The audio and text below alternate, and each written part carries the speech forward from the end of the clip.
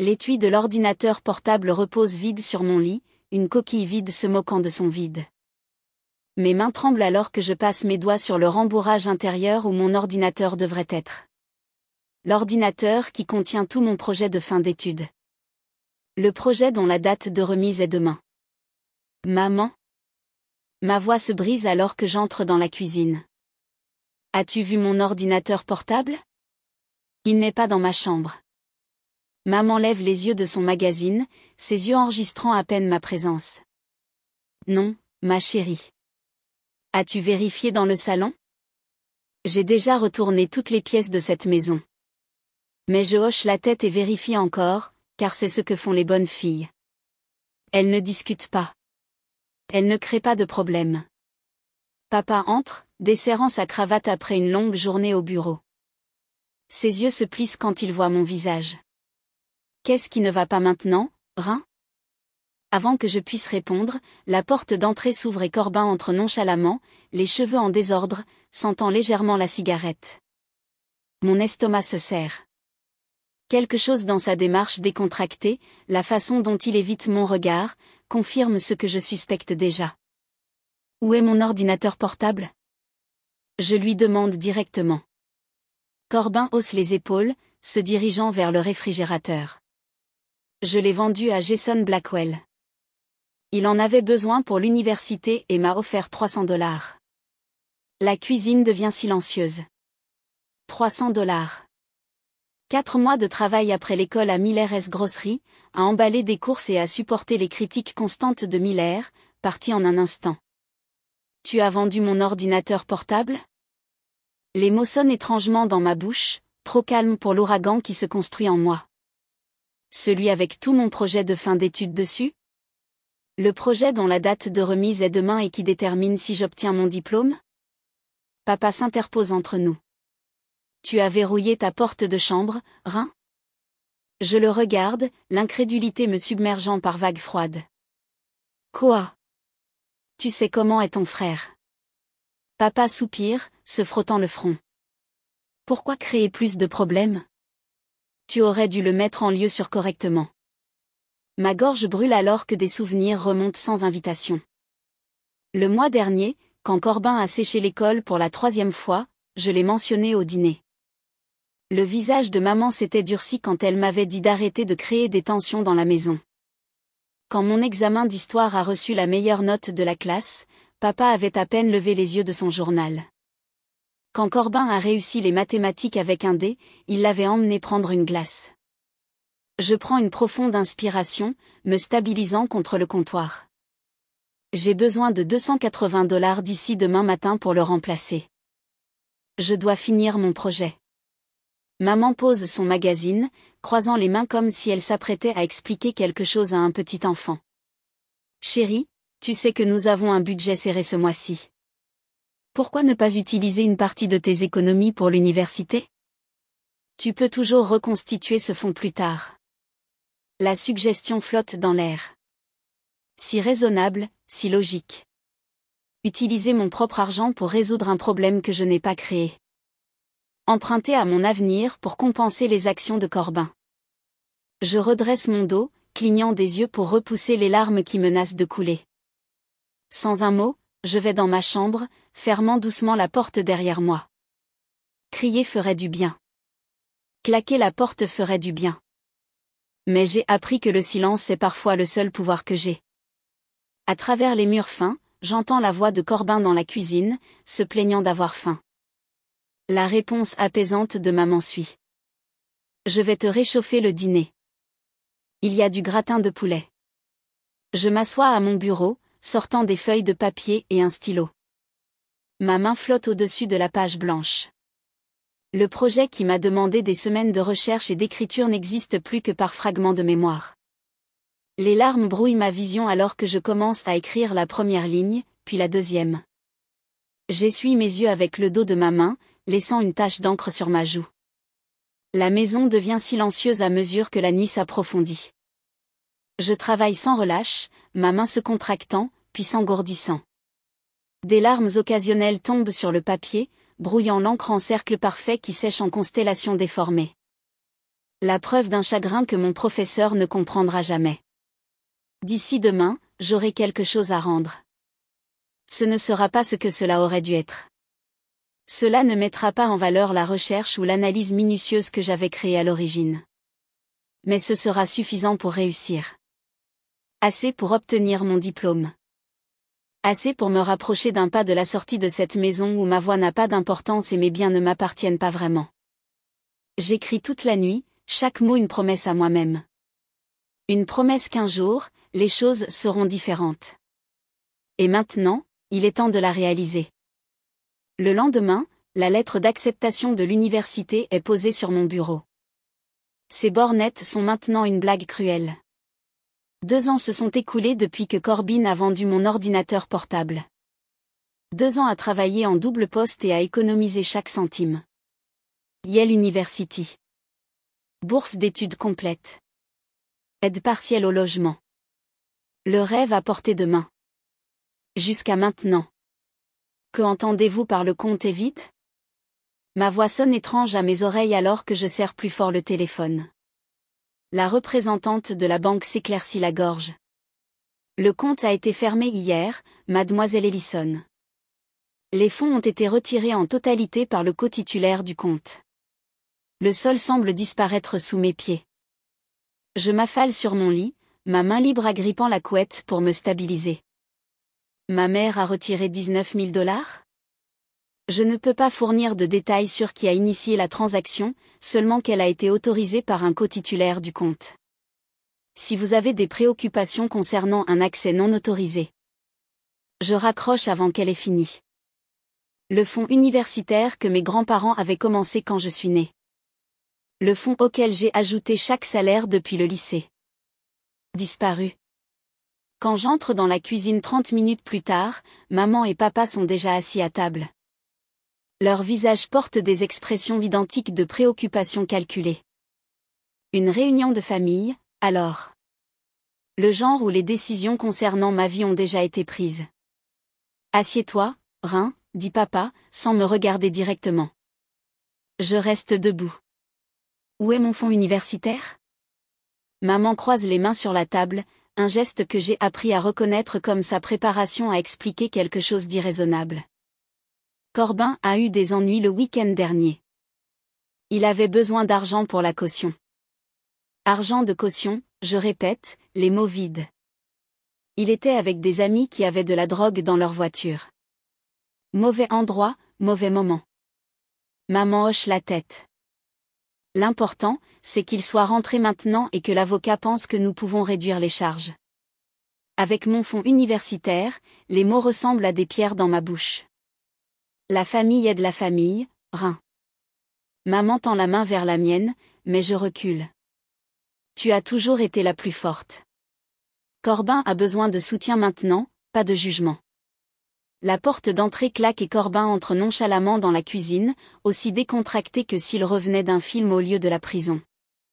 Ses yeux me lancent un regard. Il sait. Et, petite, dit-il en se dirigeant vers le réfrigérateur. Maman, on a du gratin de poulet restant? Papa lui tape sur l'épaule.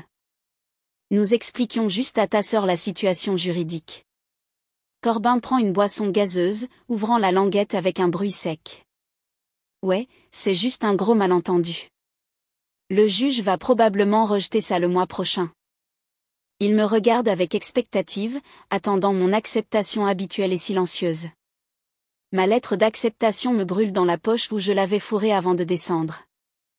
Je commence à Yale dans 8 semaines. Le sourire de maman se crispe. À ce propos, ma chérie. Nous pensons qu'il serait peut-être préférable que tu prennes une pause. Reste près d'ici. Le collège communautaire a des cours du soir que tu pourrais suivre tout en travaillant. Ta mère a raison, ajoute papa. Nous devons nous concentrer sur le fait de faire passer Corbin à travers cette période difficile. En tant que famille. Le sous-texte est clair dans l'air. Reste à la maison. Continue de travailler. Soutiens ton frère. Oublie tes rêves. D'ailleurs, continue maman, sa voix prenant ce ton raisonnable qui me hérisse le poil. Tu pourrais à nouveau économiser. Peut-être dans 1 an ou 2. Ou 3 ou 4, interrompt Corbin en riant. Comme si mon avenir était une blague dont lui seul comprenait le sens. Je regarde autour de la cuisine, les rideaux jaunes fanés que ma mère promet de remplacer depuis une décennie. L'éclat dans le comptoir que papa dit qu'il réparera le week-end prochain. Le calendrier sur le réfrigérateur marqué des dates de comparution de Corbin. Rien pour mon orientation universitaire. Rien pour mon avenir. Cette nuit-là, je sors mon sac de sport de sous le lit et je fais ma valise méthodiquement. Un jean. 3 chemises. Sous-vêtements. Brosse à dents. La photo encadrée de mes grands-parents. Mon argent d'urgence, $280 économisés grâce au pourboire au restaurant, caché dans une boîte de tampons où Corbin ne regarderait jamais. Le même montant qu'il a reçu pour avoir vendu mon ordinateur portable il y a 2 ans. La symétrie ne m'échappe pas. Le matin me trouve chez Alès Auto, fixant une Dodge Van bleue délavée de 2004 avec des taches de rouille sur les passages de roue comme une maladie. Elle n'est pas belle. Ma collègue Tina dit en tapotant le capot. Mais le moteur est solide. Mon oncle la faisait bien fonctionner. $300, c'était le prix demandé, mais je peux vous faire $280. Je passe ma main sur le panneau latéral. La fourgonnette est usée mais robuste. Un abri que je peux posséder outierement. Alors que je compte mes économies, chaque dollar que j'ai au monde, je m'arrête. Avez-vous un stylo et du papier?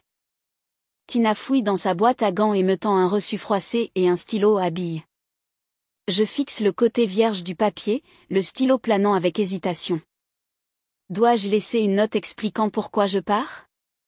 Ou le silence serait-il une déclaration plus forte? Les mots n'ont jamais fonctionné auparavant, mais disparaître sans explication me rendrait-elle pareil à eux? Je mets le stylo et le papier dans ma poche, puis je donne mon argent à Tina. Certaines questions n'ont pas de réponse facile. Mais pour la première fois de ma vie, j'ai le pouvoir de décider pour moi-même. Je réussirai même avec le sabotage de ma famille. 3 jours plus tard, le véhicule de police arrive sur le parking du restaurant avec une lenteur délibérée. Phares éteints mais présence indéniable. Je continue d'essuyer des tables, prétendant ne pas remarquer comment les conversations s'apaisent quand l'agent entre. Mon dos se raidit quand il s'approche du comptoir et montre ma photo à Marlène, la gérante. Rhin. Marlène appelle, sa voix portant une nuance d'inquiétude que je n'ai jamais entendue auparavant. Cet officier a besoin de vous parler. Le poids du regard de chaque client me suit alors que je m'approche. Mes doigts tordent le chiffon humide que je tiens toujours. Rhin Ellison? La voix de l'officier est neutre. Vos parents ont déposé une déclaration de personnes disparues. Ils s'inquiètent de votre bien-être. J'ai 18 ans, dis-je, les mots à peine audibles même pour moi. Je ne suis pas portée disparue. Marlène croise les bras. Y a-t-il un problème, officier? Pas de problème si elle appelle ses parents. Il me tend une carte avec leur numéro gribouillé au dos. Épargner du temps au service. Ce soir-là, Marlène m'appelle dans son bureau. Son visage porte la neutralité habituelle de quelqu'un qui délivre de mauvaises nouvelles. Ta mère a appelé 3 fois aujourd'hui. Dis que tu traverses une phase. A mentionné que tu pourrais être. Elle hésite. Instable. Le mot flotte entre nous comme un poison. J'ai besoin de personnes fiables, Rhin. Pas de drame. Elle me glisse mon dernier bulletin de salaire sur le bureau. Je suis désolée. Le van devient toute ma vie par la suite, dans les semaines qui suivent. Je crée des trajets invisibles à travers la ville, ne restant jamais plus d'une nuit au même endroit. Parking d'hôpitaux les mardis et vendredis. Ils ont moins de patrouilles de sécurité ces soirs-là. Le parking de la bibliothèque le mercredi quand elle ferme tôt. Le Walmart loin de mon ancien quartier les week-ends. Caché parmi les camping-cars de passage. Le sommeil vient par éclats agités. Chaque moteur qui démarre à proximité me fait sursauter. Chaque véhicule de sécurité qui passe fait battre mon cœur la chamade. J'apprends à dormir assise, le pied près de la pédale d'accélérateur. Prête. Les pires nuits sont celles où la pluie tambourine sur le toit. Pas à cause du bruit, mais parce que la condensation embue les vitres, obscurcissant ma vue des menaces potentielles. Ces nuits-là, j'essuie des cercles sur la vitre toutes les quelques minutes, scrutant le parking avec des yeux embués. Les routines matinales se forment autour des lieux publics. Le centre de loisirs facture 2 $ pour une douche. La salle de bain de la bibliothèque a de grands lavabos où je peux laver mes sous-vêtements et les faire sécher dans le van plus tard.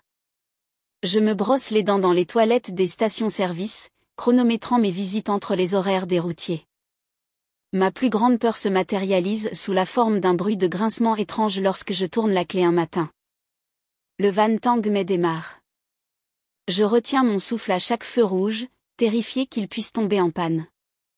Les 280 $ qui ont acheté cet abri ne couvriraient aucune réparation importante. Sans le van, je serais vraiment sans abri, dormant sur des bancs ou dans des ruelles, exposé de manière à me donner la gorge nouée par la panique.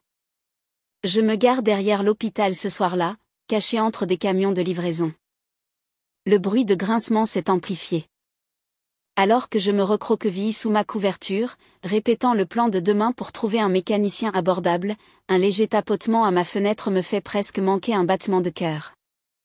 Un vieux gardien de sécurité se tient là, sa lampe de poche pointée vers le sol. Je fends la fenêtre d'un pouce, prête à expliquer, à supplier, à m'enfuir si nécessaire. Je pensais que vous voudriez peut-être ça. Il me tend une petite lampe de poche par l'ouverture. Ma fille a vécu dans sa voiture pendant 1 an. Ça a une radio. La musique aide. Il s'éloigne avant que je puisse répondre, son uniforme disparaissant dans les ombres entre les bâtiments. 3 semaines plus tard, je fais le plein d'essence quand une berline beige familière se gare à côté de moi. Ma mère en sort, parfaitement coiffée comme toujours, portant le masque pliant qu'elle réserve aux interactions publiques. Rhin. Sa voix traverse l'espace entre nous comme si elle franchissait une distance bien plus grande. Tout le monde est mort d'inquiétude pour toi. Ça dure depuis trop longtemps, tu ne crois pas? Rentre juste à la maison et arrête ces bêtises. Un homme qui remplit son camion nous observe avec un intérêt non dissimulé. Une femme promène son enfant en faisant un large détour autour de nous, sentant la tension. La police est venue 2 fois de plus. Maman se rapproche. Nous leur avons dit que tu traversais une période émotionnellement difficile. Ils comprennent. La pompe à essence clique. Je remplace la buse, je ferme mon bouchon d'essence avec des mouvements délibérés. Rentre juste à la maison, répète-t-elle. Qu'est-ce que les gens vont penser? Tu veux nous faire du mal comme ça? La question libère quelque chose dans ma poitrine. Pendant des mois, je me suis demandé si mon silence était une punition, une tentative puérile de leur faire ressentir la douleur qu'ils m'avaient causée. Maintenant, je comprends sa protection. Les mots leur donnaient des munitions. Le silence me donne des murs. Je suis à la maison, dis-je, désignant mon van. Le choc sur son visage alors que je m'éloigne allège chaque pas. Je ne regarde pas en arrière. Le nom du bibliothécaire est Martha. Elle me remarque utiliser la même salle de bain à la même heure 3 jours par semaine. Au lieu de me signaler, elle m'offre un emploi de mise en rayon de livres. 10 heures par semaine, dit-elle. Assez pour te permettre de payer le gaz et l'épicerie. Le directeur de la bibliothèque, Douglas, fait semblant de ne pas remarquer quand Martha me montre la douche du personnel au sous-sol. 1 fois par semaine, murmure-t-il sans lever les yeux de son ordinateur, quand nous fermons le dimanche. Leur gentillesse contraste vivement avec la trahison de ma famille. Ces étrangers offrent de l'aide sans exiger de morceaux de mon âme en retour. 7 mois se passent ainsi. Je travaille le matin à la bibliothèque, l'après-midi dans un petit café, et les week-ends chez Berniès Furniture Shop. Chaque centime non dépensé pour ma survie va sur un compte d'épargne. Le bruit de grincement du van a été réparé il y a des années par un mécanicien qui m'a permis de payer en versements hebdomadaires. Chez Bernie, je découvre une affinité pour le travail du bois. Il me surprend un jour à étudier une commode antique, passant mes doigts sur les joints en queue d'aronde. « Tu veux apprendre à les restaurer ?» demande-t-il. Bientôt, je passe des heures supplémentaires dans son atelier, apprenant à redonner vie à des meubles abandonnés. La symétrie ne m'échappe pas, la restauration devient ma spécialité. Ce soir, l'épuisement me ronge les os après une journée de 14 heures entre le café et une réparation d'urgence chez Bernie S. Je me gare derrière son magasin, un endroit qu'il ne m'a jamais explicitement offert mais jamais interdit non plus. Mes yeux se ferment avant même de pouvoir déplier mon sac de couchage. Un coup sec à ma fenêtre me fait sursauter.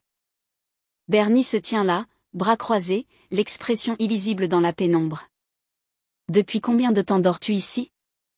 demande-t-il. Bernie me surprend en train de rouler mon sac de couchage à 5h30 du matin, le givre de janvier transformant mon souffle en fantôme. Sa trousse de clés teinte dans l'obscurité avant que les lumières du magasin n'inondent le parking arrière. « Combien de temps ?» demande-t-il, sans prendre la peine des banalités. « 7 mois. » Je plie le dernier coin du sac de couchage avec précision. Je pars dans 10 minutes. Bernie se frotte le cou buriné, plissant les yeux sur mon van. Ce chauffage fonctionne ? Parfois. Il hoche une fois, sa décision prise.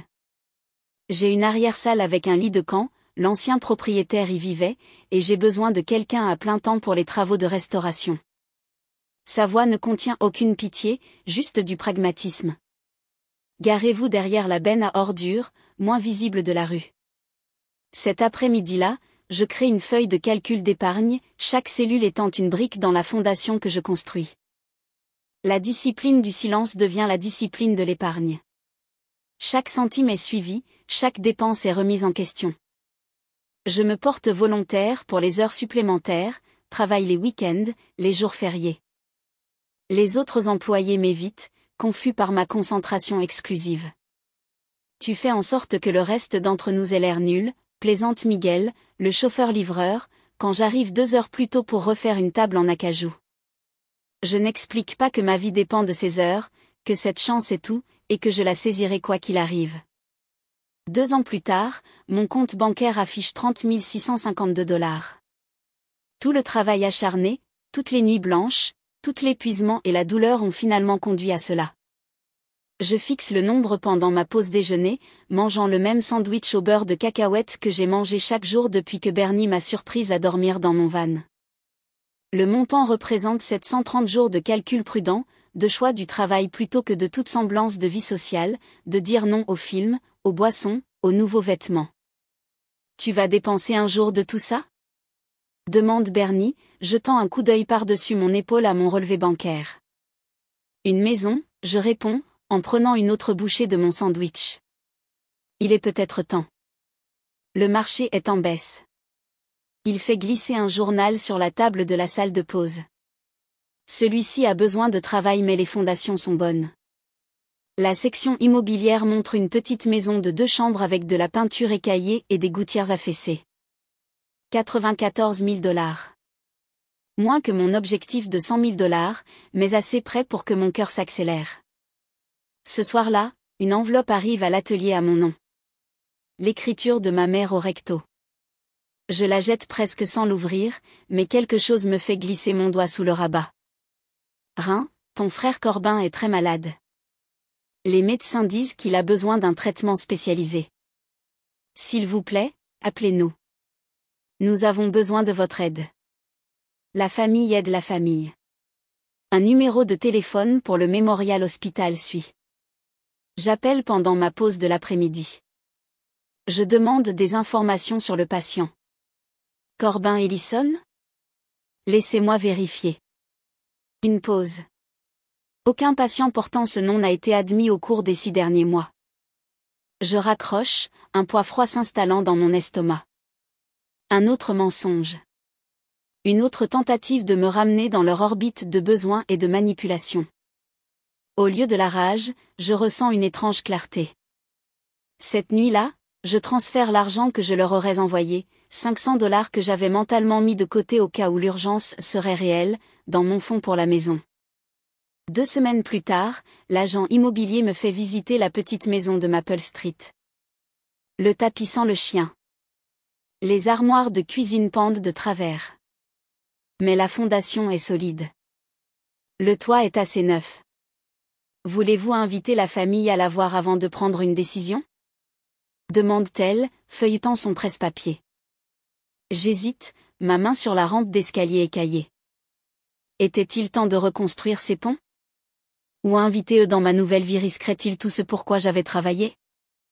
Non, je réponds finalement. Mais mon patron pourrait jeter un œil aux éléments structurels. Bernie arrive le lendemain avec sa boîte à outils, tapotant les murs et rampant sous la maison. Sa femme Marla suit avec un carnet, listant les dimensions des meubles. J'ai 3 commodes et une table de cuisine en stock. Elle explique. Surplus du magasin. Prends ce que tu veux. Je peux payer, dis-je rapidement. Marla rit. Bernie dit que tu vis comme un moine depuis 2 ans. Considère ça comme un investissement dans une bonne cliente. Quand je signe les papiers une semaine plus tard, mes mains restent fermes. Le stylo ne tremble pas. L'argent est transféré de mon compte sans fanfare. Les clés semblent incroyablement légères pour des objets représentant tout ce pourquoi j'ai travaillé. Ce soir-là, je visse une seule lumière de Porsche, la chaude lueur illuminant le petit coin de pelouse qui m'appartient désormais. Sur un coup de tête, je prends une photo et la poste en ligne avec la légende « De la vie en van à ma vie ». En quelques heures, mon téléphone est inondé de messages de cousins, de parents éloignés, d'anciens camarades de classe, de personnes qui ne m'avaient jamais remarqué quand j'ai disparu. Un message de ma cousine Tara retient mon attention. Tellement heureuse pour toi. As-tu entendu parler de Corbin et Léna? On dirait qu'ils ont des problèmes de mariage. Puis le texte de mes parents arrive. Jolie maison. Envoyez-nous votre adresse pour que nous puissions vous poster un cadeau de pendaison de crémaillère. Je coupe mon téléphone et m'assieds sur les marches de mon perron, regardant les ombres jouer sur ma nouvelle pelouse. Pour la première fois depuis des années, j'ai quelque chose qu'ils veulent. Et pour la première fois, j'ai quelque chose qui vaut la peine d'être protégé. Et je ne laisserai personne me le prendre. 2 semaines passent en un clin d'œil. La sonnette retentit 3 fois de manière successive. Je me fige, mon pinceau suspendu au-dessus de la plainte que je rafraîchis toute la matinée. Personne ne connaît mon adresse sauf Bernie, sa femme, et la quincaillerie locale qui me livre mes fournitures.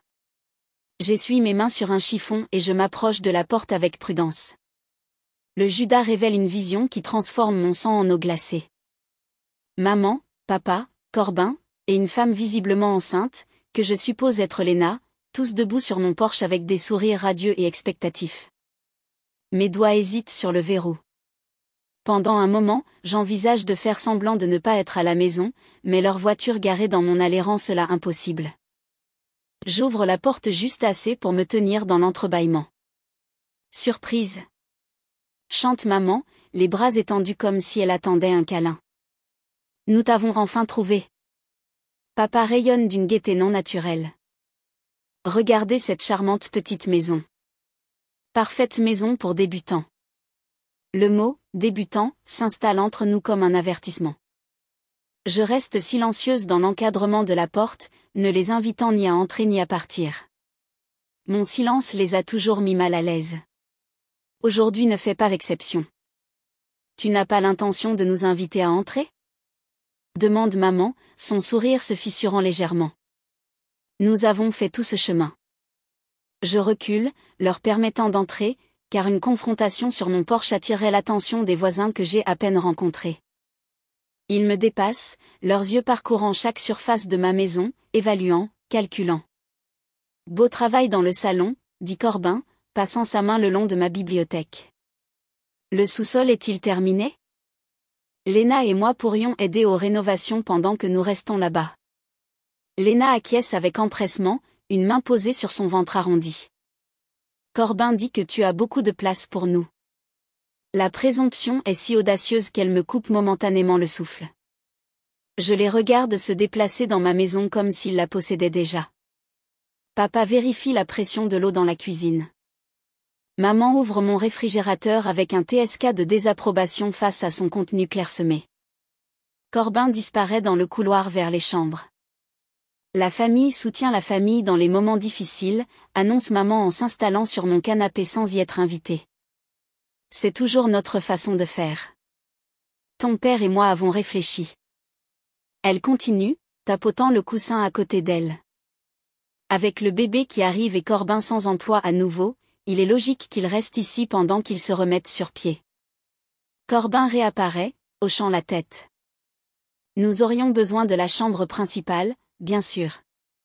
La chambre d'enfant pourrait aller dans cette deuxième chambre que tu utilises comme bureau. Il sort un papier plié de sa poche. J'ai rédigé quelques règles de maison. Des choses basiques, heure de silence, emploi du temps de la salle de bain, tâches ménagères. Papa hoche la tête avec approbation. Très responsable, mon fils. La familiarité de ce moment, leur mépris désinvolte pour mes limites, leur présomption de ma conformité envoie une vague de chaleur à travers ma poitrine. Cet temps d'indépendance se cristallise en une clarté parfaite. Sans un mot, je vais dans mon bureau et reviens avec un dossier en cuir. Je l'ouvre sur la table basse et j'étale 7 ans de relevés financiers, de documents de propriété, et le titre de propriété de ma maison, mon nom seul, sur chaque page.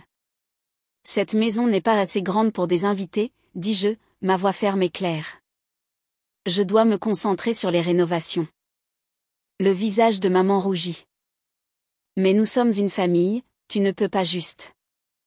Je peux, interrompis-je, le son de ma propre voix surprenant par sa certitude. Et je le suis. Papa se redresse, adoptant la posture sévère qui me faisait autrefois reculer. Rein, sois raisonnable. Corbin et Léna ont besoin d'aide. Oui, je suis d'accord. Ils en ont besoin, mais pas de moi. Je me dirige vers la porte d'entrée et la tiens ouverte, un signal clair que cette visite est terminée. Ils me regardent avec des expressions que je reconnaissais sur mon propre visage il y a 7 ans, l'incrédulité que quelqu'un oserait faire respecter une limite qu'ils ont toujours franchie librement. Un par un, ils sortent, stupéfaits dans un rare silence. Rein, et c'est maman une dernière fois depuis le porche. Qu'est-ce que les gens vont penser? Je ferme la porte sans répondre. Leur voiture reste dans mon allée pendant 23 minutes. Je le sais car je regarde l'horloge, attendant le bruit de leur moteur qui démarre avant de me permettre de respirer normalement à nouveau. 3 jours plus tard, je reviens d'un voyage d'affaires à Burlington, où Bernie m'a envoyé pour évaluer une collection de ventes aux enchères. Dès que je tourne dans ma rue, quelque chose me semble étrange. Une voiture inconnue est garée dans mon allée à côté de la vieille Honda de Corbin. Je me gare dans la rue et j'approche de ma maison avec prudence. La porte d'entrée est verrouillée comme je l'ai laissée, mais quand j'essaie ma clé dans la porte arrière, elle ne rentre pas. La serrure a été changée. Par la fenêtre de la cuisine, je vois des boîtes en carton empilées sur mes comptoirs. Des vêtements de bébé et des biberons éparpillés sur ma table. Je fais le tour jusqu'à l'entrée du sous-sol et je la trouve entr'ouverte, la lumière s'échappant par le bas. Corbin apparaît en haut des escaliers du sous-sol, sautant légèrement quand il me voit à travers la vitre. « Salut, sœur », appelle-t-il à travers la porte, sa voix étouffée. Surprise, pendaison de crémaillère. Nous avons emménagé pendant ton absence. Quand je ne réponds pas, il déverrouille la porte, l'ouvrant avec une confiance imméritée. Avant que tu ne paniques, nous avons le droit d'être ici. Il tient un bail froissé. Contrat de location, signé par papa comme témoin. Nous avons établi notre résidence, ce qui signifie que tu ne peux pas nous expulser sans procédure d'expulsion formelle. Léna apparaît derrière lui, protégeant son ventre. C'est juste jusqu'à ce que le bébé arrive, puis peut-être quelques mois après. Corbin sourit à mon silence, le confondant avec la soumission. Je t'avais dit qu'elle ne se battrait pas. Il se tourne vers Léna. Je t'avais dit qu'elle n'allait pas se défendre. Je sors mon téléphone de ma poche et commence à enregistrer.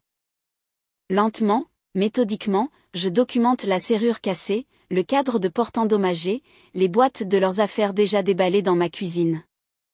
Je filme Corbin tenant le bail falsifié, capturant sa smug explication sur la façon dont ils ont établi leur résidence pendant mon absence. Quand j'ai rassemblé suffisamment de preuves, je sors et je compose le 911, sans jamais quitter des yeux la fenêtre. Je dois signaler une effraction à ma résidence, dis-je d'une voix calme. Les intrus sont toujours à l'intérieur. Le choc sur le visage de Corbin quand 2 voitures de police arrivent est presque à la hauteur de la violation de mon domicile. Il se précipite dehors, le bail en main, sa confiance s'évaporant lorsque les officiers examinent la serrure cassée et regardent mes preuves vidéo. C'est une affaire de famille, insiste Corbin, sa voix s'élevant. Tu es ma sœur. Monsieur, la famille peut quand même commettre des effractions, explique l'officier le plus âgé, examinant le document. Ce n'est pas un bail légalement contraignant, et même s'il l'était, changer les serrures sans la permission du propriétaire est illégal. Alors qu'ils escortent Corbin et Léna vers leur voiture pour collecter leurs identifiants, je croise le regard de Corbin. La révélation s'installe lentement sur ses traits. Mon silence n'a jamais été une faiblesse. C'était une stratégie. 2 mois passent sans contact de l'un d'eux. Par le biais de cousins sur les réseaux sociaux, j'entends des rumeurs selon lesquelles Corbin et Léna se seraient séparés. Mes parents ont complètement disparu des posts familiaux et des photos de vacances, comme s'ils avaient été discrètement effacés. Un mardi après-midi, je plante des bulbes de tulipes le long de mon allée d'entrée quand une voiture se gare dans mon allée. Corbin en sort seul, berçant un petit paquet contre sa poitrine. Son fils dort paisiblement dans ses bras alors que Corbin se tient de manière incertaine au bord de ma propriété, attendant la permission de s'approcher. L'odeur de peinture fraîche s'attarde sur mes doigts alors que je passe ma main le long du couloir fraîchement fini. 3 couches de tranquille down recouvrent des murs qui étaient autrefois marqués par les souvenirs de quelqu'un d'autre. À chaque coup de pinceau, j'ai récupéré une autre parcelle d'espace qui m'appartient vraiment. Par la fenêtre, j'aperçois mon ancienne fourgonnette garée dans l'allée, n'étant plus une nécessité mais un trophée. 7 ans que cette carcasse de métal m'a gardé en sécurité, et maintenant elle est propre et fière sur ma propriété, un témoignage du chemin parcouru. Je touche le loquet de la fenêtre, une fenêtre que j'ai installée moi-même le mois dernier et je souris à son léger désalignement. Pas parfait, mais à moi. Mon bureau à domicile occupe ce qui était censé être une salle à manger. Pas de repas formel nécessaire quand on mange debout au comptoir de la cuisine la plupart des soirs. À la place, un solide bureau en chêne domine l'espace, sauvé du tas de rebûchés bernis et restauré avec 60 heures de mon travail. Le bureau abrite mon ordinateur portable payé intégralement, protégé par mot de passe, sauvegardé sur 3 endroits différents. Sur le mur au-dessus sont accrochées ma première fiche de paie de la bibliothèque, la clé de mon van, et maintenant, mon certificat d'achèvement de cours en comptabilité de base. L'éducation prend de nombreuses formes. La bibliothécaire m'avait dit cela quand j'avais avoué que mon rêve d'éducation avait été volé. 5 cours en ligne plus tard, je suis à mi-chemin d'un diplôme que personne ne peut me retirer. La sonnette retentit, me surprenant toujours après des mois de possession. Par le Judas, je vois Corbin se balancer d'un pied sur l'autre, son sac de nuit jeté sur son épaule. La feuille de règle crisse dans sa main. Tu es en avance, dis-je, ouvrant la porte exactement de 6 pouces. L'heure de départ du van n'est pas avant midi demain. Jadon a de la fièvre. Sa voix manque de l'arrogance qu'elle portait autrefois. Le van devient froid la nuit. J'étudie son visage à la recherche de traces de manipulation, mais je ne trouve qu'épuisement. Chaussures enlevées à la porte. Vaisselle faite avant le coucher. Ne pas entrer dans ma chambre ou mon bureau pour quelque raison que ce soit. Je connais les règles, Rein. Il me tend le papier où j'avais décrit les 14 limites en lettres précises. Sa signature en bas semble plus petite. De nuit, lui rappelle-je, me reculant. Autrefois, il aurait pris toute la maison. Maintenant, il dort sur mon canapé convertible et lave ses propres draps. Le frère qui a vendu mon avenir suit mes instructions sur les placards qu'il a le droit d'ouvrir. Les mêmes mains qui prenaient autrefois sans demander frappent maintenant avant d'entrer dans les pièces. Certaines leçons viennent par le silence, d'autres par des contrats écrits que j'applique sans excuse. Plus tard ce soir-là, les phares balaient mon salon alors que le camion de Bernie se gare dans l'allée. Sa femme Carole porte une plante en pot avec des fleurs jaunes, et derrière eux, Martha de la bibliothèque sert une bouteille de vin. À la construction de maisons, pas seulement de maisons, Brinda Bernie une fois installée sur le porche que j'ai construit avec du bois qu'il m'a appris à choisir. La lumière du soir adoucit leur visage. Ces gens qui m'ont aidé sans obligation, qui ont donné sans me prendre des morceaux de moi en retour, leurs rires remplissent les espaces de ma maison que le silence occupait autrefois. Après leur départ, je regarde Jadon construire des tours avec des blocs sur le sol de mon salon.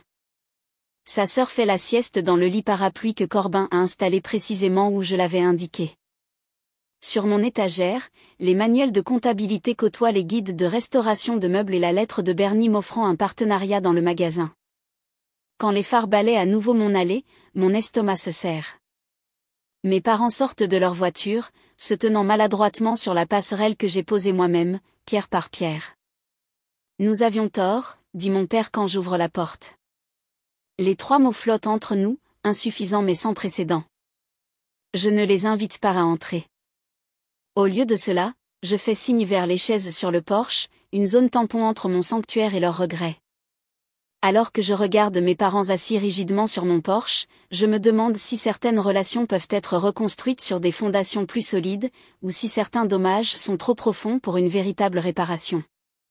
Maintenir la distance est parfois la forme de pardon la plus saine ? À l'intérieur, Jadon rit de ces blocs qui tombent. Demain, je lui apprendrai à construire quelque chose qui tient debout.